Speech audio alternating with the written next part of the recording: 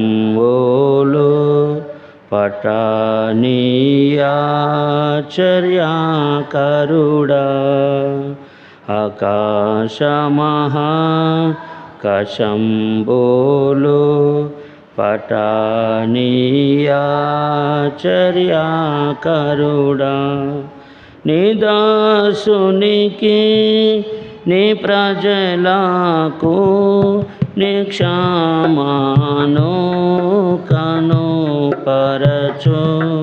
నిదాసునికి నీ ప్రజలకు నీ క్షమాను కనుపరచు నీదు కల్వారి రక్తమునా నీదు కల్వారి రక్తమునా నీవే కడుగు కరుణామయ నీవే కడుగు కరుణామయ ఆకాశమహాకశంబోలో పటానీయాచర్యాకరుడా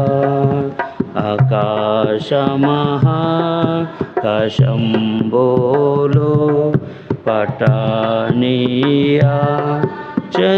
పటానీయాచర్యాకరుడా నీతి న్యాయ ములాకర్త ప్రీతి తోడా నీ ప్రజలకు నీతి న్యాయ ములాకర్త ప్రీతి తోడా నీ ప్రజలకు నీతి న్యాయముల నిమ్ము నీతి న్యాయముల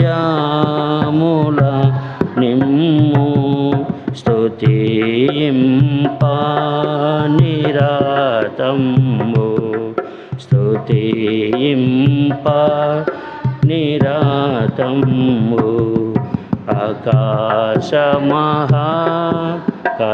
ఆకాశమహాకశంబోలో పటానీయాచర్యాకరుడా ఆకాశమహాకశంబోలో పటానీయాచర్యాకరుడా రాజులనుగా యాజకులనుగా మాము చేసిన మా రాజా రాజులనుగా యాజకులనుగా మాము చేసిన మా రాజా విజయమిమ్ము మా విజయుండా విజయమేమో మా విజయుండా నిజమైన నీ ప్రజలకు నిజమైన నీ ప్రజలకు ఆకాశమహాకశంబోను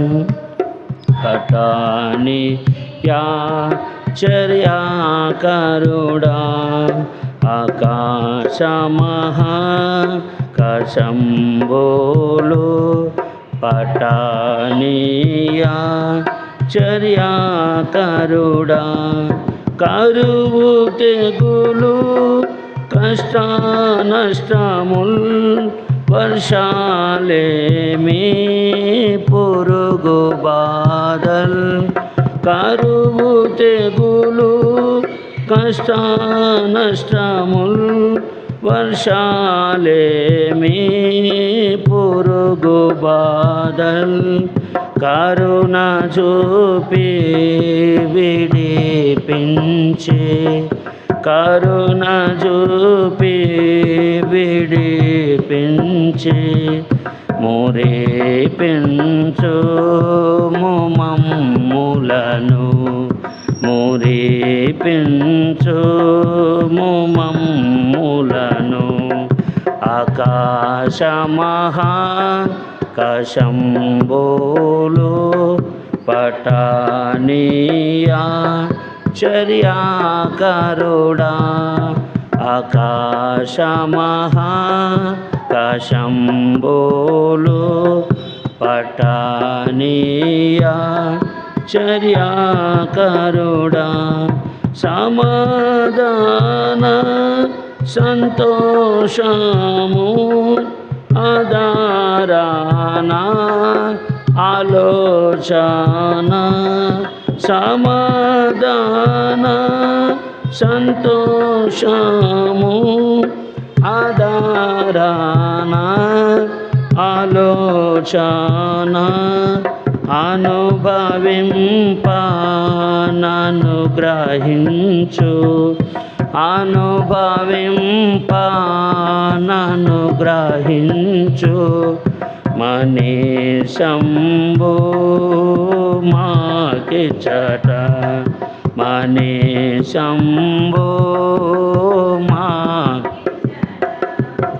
ఆకాశమహాకాశంబులు పటానీయా చర్యాకరుడా ఆకాశమహాకాశంబులు పటానీయా చర్యాకరుడా బలపరచు నీ భక్తులను బలముతోడా ప్రవేశించి బలపరచు నీ భక్తులను బలముతోడా ప్రవేశించి విలువైన నిరాక్షణను విలువైన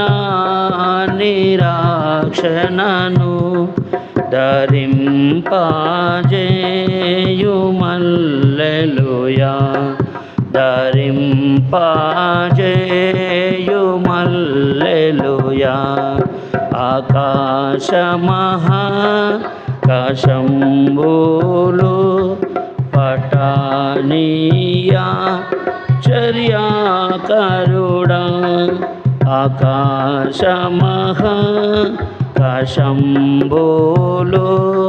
పటానీయా చర్యాకరుడా.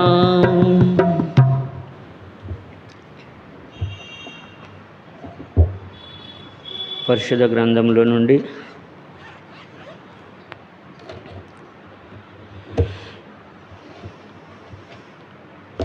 కీర్తన గ్రంథము 102వ కీర్తన 102వ కీర్తన మొదటి 2 వచనాలు అందరం కలిసి చదువుకుందాము.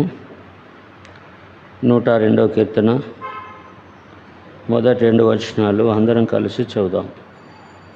యెహోవా నా ప్రార్థన ఆలకింపుము, నా మొర నీ యొద్దకు చేరనిమ్ము. నా కష్టదినమున నాకు విముఖుడవై ఉండకుము.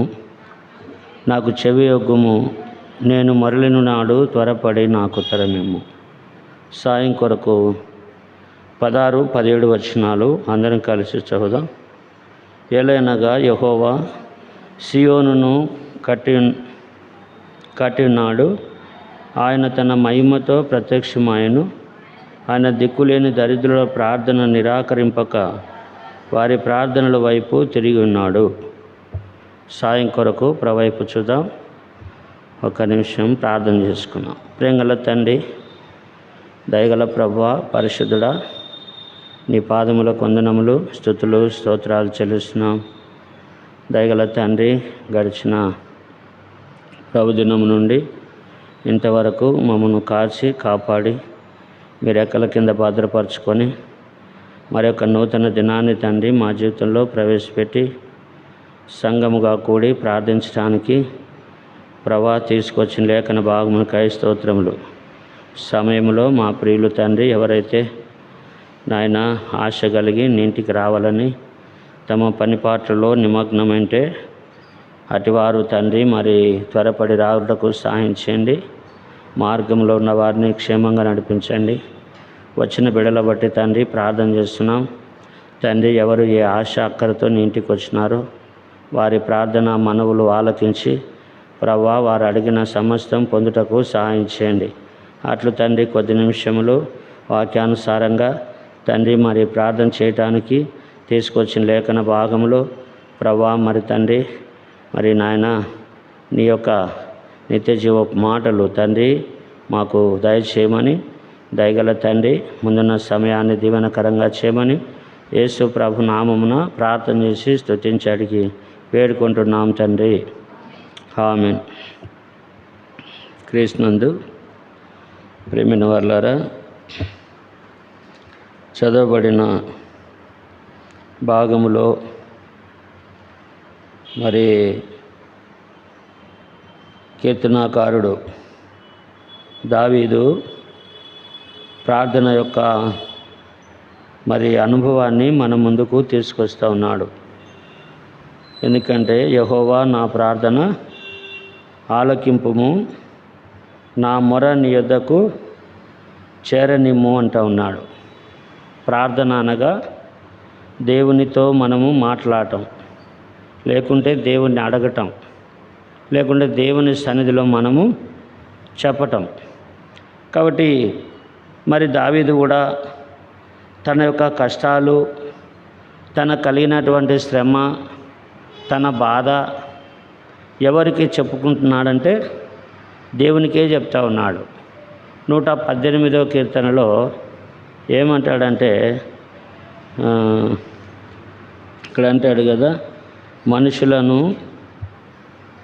నమ్ముకొనుట కంటే యెహోవాను ఆశ్రయించుట మేలు, రాజులను నమ్ముకొనుట కంటే యెహోవాను ఆశ్రయించుట అది, మనుషులను నమ్ముకొనుట కంటే యెహోవాను ఆశ్రయించటము మేలంటా ఉన్నాడు 9వ వచనంలో. రాజులను 8వ వచనంలో మనుషులను నమ్ముకొనుట కంటే యెహోవాను ఆశ్రయించుట మేలు, రాజులను నమ్ముకొనుట కంటే యెహోవాను ఆశ్రయించుట మేలు. కాబట్టి దావీదు తనకు శ్రమ వచ్చినప్పుడు, తనకు బాధ వచ్చినప్పుడు మరి దేవునికే మొరపెట్టినాడు, దేవుణ్ణే ప్రార్థన చేస్తూ వచ్చినాడు. కనుకనే ఇక్కడ అంటా ఉన్నాడు, నా కష్టదినమున నాకు విముఖుడవై ఉండకుము అంటా ఉన్నాడు. నా కష్టదినమున నాకు విముఖుడవై ఉండొద్దు అంటే ఎంతగా మరి దావీదుకు కలిగినటువంటి శ్రమ విషయంలో, మరి యెరూషలేము విషయంలో ఈ మాటలు దావీదు ప్రార్థన చేస్తూ వచ్చినాడు. కనుకనే ఒక మాట మనము జ్ఞాపం చేసుకున్నటువంటి వారం అయితే, ఇంకా మరి యెరూషలేము విషయంలో యేసు ప్రభువారు కూడా లోకంలో ఉన్నప్పుడు ఎంతో కన్నీరు కారుస్తూ వచ్చినాడు. 19వ కీర్తన మనము జ్ఞాపం చేసుకున్నటువంటి వారం అయితే మరి 41వ వచనం నుండి లూకాసు వార్త 19వ అధ్యాయము 41వ వచనంలో అక్కడ అంటాడు చూడండి, ఆయన పట్టణమునకు సమీపించినప్పుడు దానిని చూచి దాని విషయమై ఏడ్చెను అంటా ఉన్నాడు, ఏడుస్తూ ఉన్నాడు. ఆయన పట్టణమునకు సమీపించినప్పుడు దానిని చూచి దాని విషయమై ఏడ్చినాడు. ఎట్లా ఏడ్చినాడు? ఎంతగానో కన్నీరు గారుస్తూ ఉన్నాడు. ఆ పట్టణాన్ని గురించి ఎందుకు ఏడుస్తున్నారంటే ఎంతోమంది అక్కడ మరి ప్రవక్తలు, మరి దేవుడు కోరుకున్నటువంటి పట్టణము, రాజులు, ప్రవక్తలు ఎంతోమంది అక్కడ మరి యెరూషలేము విషయంలో పనిచేస్తూ వచ్చినాడు.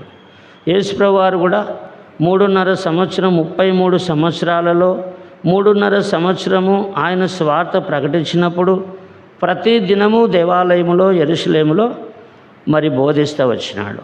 కానీ ఆ ప్రజలు మారు మనసు పొందక వారి హృదయాలు కఠినపరుచుకున్న కారణం చేత యెరూషలేముకు కలగబోయే స్థితిని మరి దేవుడే చూసి కన్నీరు కార్చినాడు, ఏడ్చినాడు. ఇంకా ఏమంటున్నాడంటే మరి 42వ వచనంలో నీవును ఈ నీ దినమందైనను సమాధాన సంబంధమైన సంగతులను తెలుసుకొనేలా నీకెంతో మేలు. కానీ ఇప్పుడు అవి నీ కనులకు అవి నీకు మరుగు చేయబడినాయి. నీ దినమందైనను సమాధాన సంబంధమైన సంగతులను తెలుసుకొనేలా నీకెంతో మేలు కలుగు.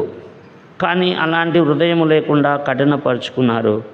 కనుకనే మరి యెరూషలేము విషయంలో ఎంతోమంది మరి కన్నీరు కారుస్తూ వచ్చినారు. ప్రవక్తలు యేసు ప్రభువారు కూడా ఆ పట్టణ విషయంలో మరి ఎంతగానో దుఃఖపడుతూ వచ్చినాడు. అందుకని ఇక్కడ దావీదు ఏమంటున్నాడంటే, నా కష్టదినమున నాకు విముఖుడవై ఉండకుము అంటా ఉన్నాడు.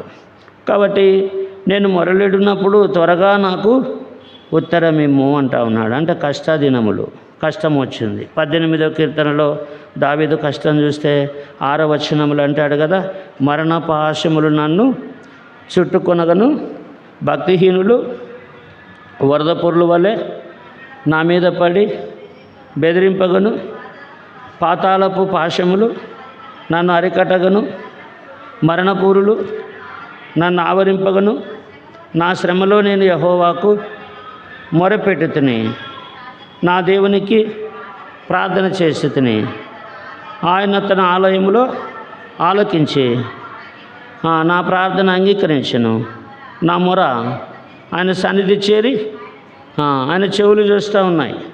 కాబట్టి ఎట్లున్నారంట, మరి మరణపూరులు నన్ను ఆవరించినాయి, మరణపూరులు నన్ను ఆవరింపగను, భక్తిహీనులు వరద పొర్ల వలె నా మీద పడి బెదిరింపగను, పాతాళపు పాశములు నన్ను అరికట్టగను, మరణపూరులు నన్ను ఆవరింపగను. ఇవన్నీ శ్రమలే. అయితే ఇలాంటి శ్రమలు, కష్టం వచ్చినప్పుడు దావీదు ఎవరిని ఆశ్రయించలే. దేవుని సన్నిధికి వచ్చినాడు, దేవుని సన్నిధిలో మొరపెట్టినాడు, దేవునికి మాత్రమే ప్రార్థన చేసినాడు, దేవుడు మాత్రమే తన మొర ఆలకించినాడు, సాయం చేస్తూ వచ్చినాడు. అందుకని ఏమంటున్నాడు ఇప్పుడు చూడండి, 3వదిగా చూస్తే మరి 102వ కీర్తన 17వ వచనంలో చూస్తే అక్కడ ఏమంటున్నాడు, ఆయన దిక్కులేని దరిద్రుల ప్రార్థన నిరాకరింపక వారి ప్రార్థనల వైపు ఆయన తిరిగినాడు. దిక్కులేని దరిద్రుల ప్రార్థన ఆయన ఎన్నడూ నిరాకరించాడు. అంటే దిక్కులేని వారు ఏం చేస్తారు, చెప్పుకుంటూ ఉంటారు, దిక్కులేని వారికి దేవుడే దిక్కు అంటూ ఉంటాడు. కాబట్టి కొన్నిసార్లు మరి మనకున్నటువంటి విధానాన్ని బట్టి మనం చూసుకుంటే మరి లోకంలో ఎంతోమంది దరిద్రులైనటువంటి వారు, పేదలైనటువంటి వారు, నిరుపేదలైనటువంటి వారు ఏం చేస్తారు, వారు తినే ఆహారం కానీ, వారు తాగేటటువంటి నీరు కానీ, వారు ఉన్నటువంటి స్థలాలు కానీ ఎంతగా దుఃఖంతో ఉన్నప్పటికీ, ఎంత మరి దరిద్రమైనటువంటి పరిస్థితులు ఉన్నప్పటికీ దేవుడు వారిని ఏం చేస్తున్నాడు, కాపాడుతూ వస్తూ ఉన్నాడు. వారికి ఏ రోగాలు, ఏ రోస్టులు ఏమి కూడా లేకుండా దేవుడు వారిని కాపాడుతూ ఉన్నాడు. అంటే దిక్కులేని దరిద్రుల ప్రార్థన ఆయన నిరాకరించేవాడు కాదు, కనుకనే వారి ప్రార్థన ఆయన ఆలకిస్తాడు. ఇంకొక మాట మనం చూస్తే 33వ కీర్తనలో కూడా ఏమంటాడంటే, మరి 16వ కీర్తనలో 33వ వచనంలో జ్ఞాపం చేసుకున్న వారం అయితే అక్కడ ఏమంటాడంటే, 33వ కీర్తన జ్ఞాపం చేసుకుంటే 33వ కీర్తన సారీ అండి 69వ కీర్తన 33వ వచనము. 69వ కీర్తన, యెహోవా ఖైదీలో ఉంచబడిన తన వారిని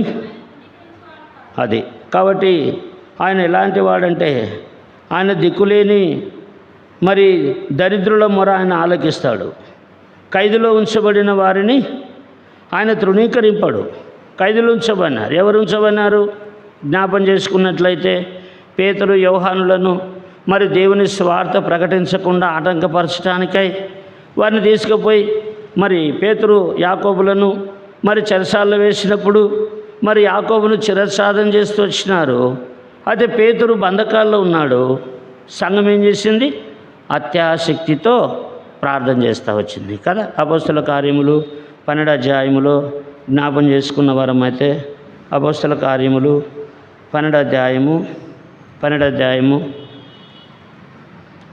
16వ వచనంలో చూడండి.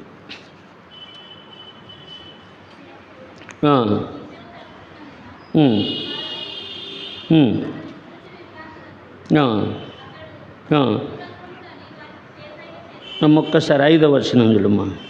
పేతురు చెరసాల్లో ఉంచబడెను, సంఘం అయితే అతని కొరకు అత్యాసక్తితో దేవుని ప్రార్థన చేస్తూ ఉంది. కాబట్టి ఎప్పుడైతే సంఘం ప్రార్థన చేసినప్పుడు ఆయన దిక్కులేని దరిద్రుల ప్రార్థన ఆలకించేటటువంటి వాడు, ఖైదీలో ఉన్నటువంటి వారిని ఆయన విడిపించేటటువంటి దేవుడు. కనుకనే వారి ప్రార్థన దేవుడు విన్నాడు. వారి ప్రార్థన విని పేతురును విడిపించినప్పుడు పేతురు మరి తిరిగి 12వ వచనం చూడమ్మా.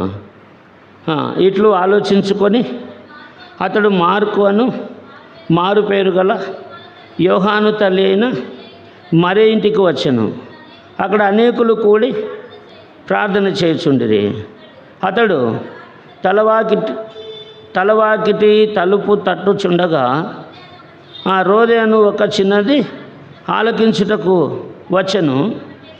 ఆమె పేతురు స్వరమును గుర్తుపట్టి సంతోషము చేత తలుపు తీయకయే లోపలికి పరిగెత్తుకొని పోయి పేతురు తలుపు దగ్గర నిలుచున్నాడని చెప్పాను. అందుకు వారు, నీవు పిచ్చిదానవనిరి. అయితే తాను చెప్పినదే నిజమని ఆమె దృఢముగా చెప్పినప్పుడు వారు అతని దూత అనిరి.